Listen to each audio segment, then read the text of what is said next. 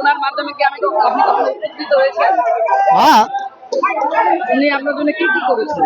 সব যেটা যেটা চাইবেন এটাই করবো। না নাই, ওনার লগে যে কোনো লোকে হাত মিলাইতে পারে। আচ্ছা, লক্ষ্মীজমা বাবা সাহেবের জন্য কিছু যদি বলেন আপনি। সব উনি বললাম না, উনি সবার জন্য করতে বাধ্য। উনার যদি আপনি কোন একটা রিক্সা ড্রাইভারের লোকে হাত মিলাইতো, উনিও হাত মিলায়। উনি তো করে এটা লাগবো এটাই দেয়।